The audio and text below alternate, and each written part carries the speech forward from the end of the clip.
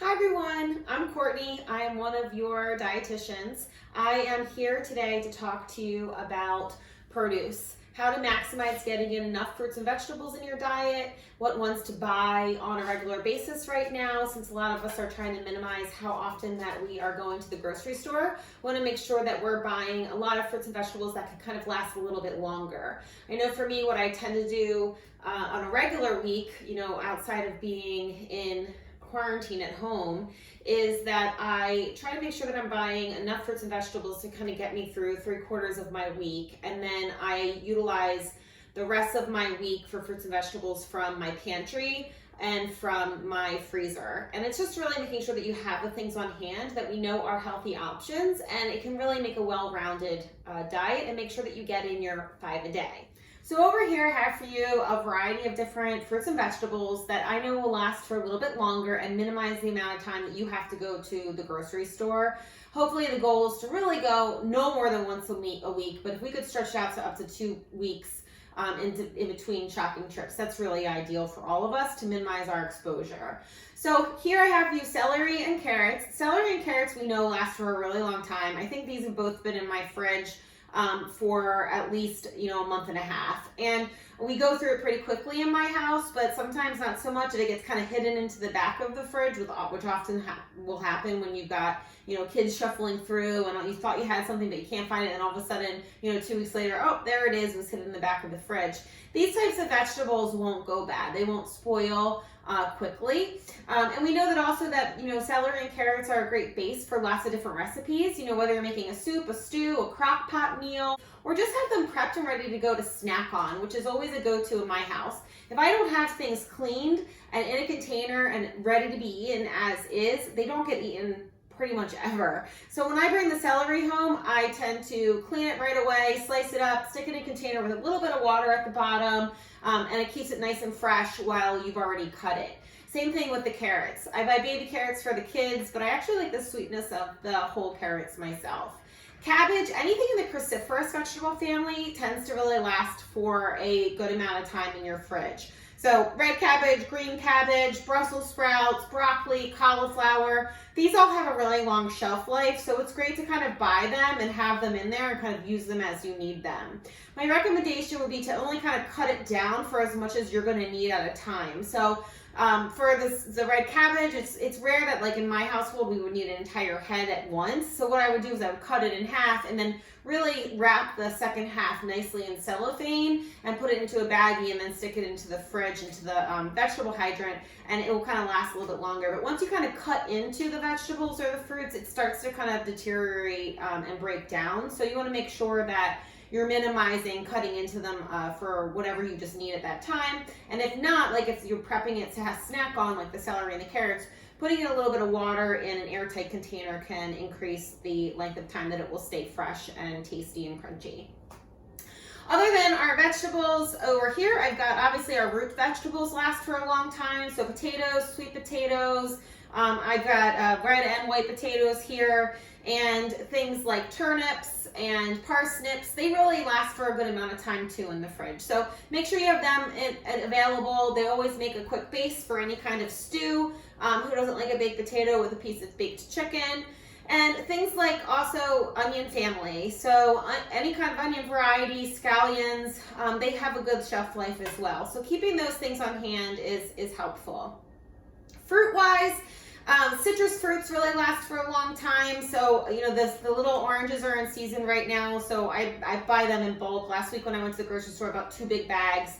We go through them relatively fast here in my house as a snack option, but I know they're not going to go bad, so I don't mind buying 2 big bags of them. Apples, pears, anything like that really can last for a long time. When you want to buy other fruits and vegetables that aren't going to last in the fridge, that they're going to break down within a couple of days, specifically if they're not in season. If things aren't in season, it means they've got to travel for a little bit longer to get to us from whatever tropical country that they might be coming from, or from the other side of the country that they might be coming from because they're in season there with the warm weather. The time that it takes to pick and then get to us, specifically on the East Coast, a lot of times it might have already started to kind of break down from its original peak freshness after it's picked off of the bush or the tree. So you want to keep that in mind too, that, if you're buying berries and they seem to really not have a lot of flavor, or maybe like they seem to have gone bad within 2 days of buying them, a lot of times they're just not in season yet. So one, you might want to get them and plan to use them right away. Or two, buy the frozen variety. Having that on hand can be great.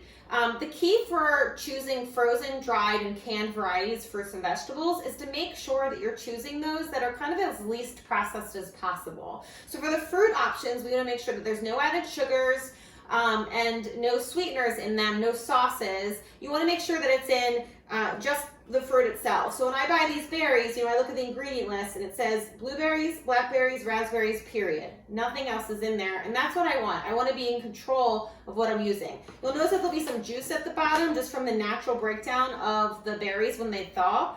That's unsweetened juice, so that's great to add to your yogurt, to your overnight oats, or even just to kind of have to drink. It's a great fruit natural sweetener without any added sugar. Same thing with your canned varieties. Make sure that you're choosing applesauce, canned pineapple, whatever you would buy that really is not going to last long in your fridge, or you're buying for maybe like having as backup later in the week once you go through all your fresh produce. Things you want to make sure it's in 100% fruit juice. If it's in juice, unsweetened, no added sugars. For our vegetables, frozen varieties, you want to make sure there's no sauce and no added salt. Really, you want to be in control, specifically if you're using it as an add-in to any meal that you're making. So I will buy a lot of my fresh greens. Normally I would buy them in bulk and we go through them and have lots of salads, but if I'm only shopping once every 10 to 14 days, I'm not going to buy a ton of leafy greens because they're going to go and start to turn within probably like 4 to 5 days, and then I don't want to waste them. So I'll buy some to get us started at the beginning of the week, and then I'll fall back on my frozen varieties for the rest of the week. So kale and anything like spinach, frozen spinach, those I always have on hand because I'll throw them into eggs, in an omelet in the morning, a frittata. I'll throw a handful into a stew that I might be making. Maybe I'm sauteing some chicken with some onions. I'll throw in some spinach for some color and just for some extra flavor. So having the frozen varieties on hand is great. And then again, you want to make sure that the only thing in the ingredient list is the vegetable itself. So here it just says kale, and that's all that's in here. Peppers is another thing that I tend to buy frozen and have on hand. So if I'm making fajitas or if I'm making a chili, I always have them because peppers tend to turn pretty quickly also. The little baby bells tend to last a little bit longer, but all of a sudden if you don't use them and then you see them in there, you don't want to throw them out because they can be kind of pricey. So having things like the frozen bell pepper strips is great to kind of use as a quick throw into any kind of meal that you might be making because they add just so much flavor. And then for canned varieties of vegetable, again, you want to either be looking for low sodium so that you know then it has no more than 140 milligrams per serving, or you want to be choosing the no salt added varieties. Either of those is a great option. For some things you can't find in the no salt added or low sodium varieties, things that might not be as popular, like maybe like artichoke hearts or certain kinds of beans, just get them and drain and rinse them, and you'll drop the sodium by about 30%. And that's pretty significant. So it's not going to make it a low sodium option, but at least you'll be able to decrease some of the salt in the product itself. And that way, again, you're in a little bit more control of the flavor. So overall, I just wanted to kind of give everybody a heads up for how are we choosing, how are we shopping for the produce that's going to last a little bit longer in our households to minimize our shopping. And then the other part of this is to make sure that you're eating it and getting enough in. I think right now a lot of us are gravitating more towards our comfort foods, more towards our sweets, and it's definitely happening in my house. But we have to make a concerted effort to make sure that you are getting in your 5 a day. So 5 servings a day is the recommended amount for any healthy adult and kid. And a serving is typically a cup. So a cup of berries, a cup of salad, a cup of lettuce, or if it's chopped up, it can be a half a cup if it shrinks down a lot, like cooked spinach. If you're doing applesauce or cut pineapple like this, it could be a half of a cup. Dried fruit varieties, it's a quarter of a cup serving, or it's a piece, that fits in your hand like a baseball size. So think about that and getting your 5 a day. And how you do that, honestly, is really just making sure that every time that you eat in the day, you're choosing to have something colorful on your plate for whether it's a meal or a snack. I think a lot of us try to incorporate some at breakfast. Occasionally we'll have, one at lunch, whether it's a salad and we've got lettuce as the base, or maybe we're having an apple or a pear or an orange to finish off the meal. And then dinner, we often have a vegetable that's cooked, whether it's, steamed broccoli or spinach or something like that.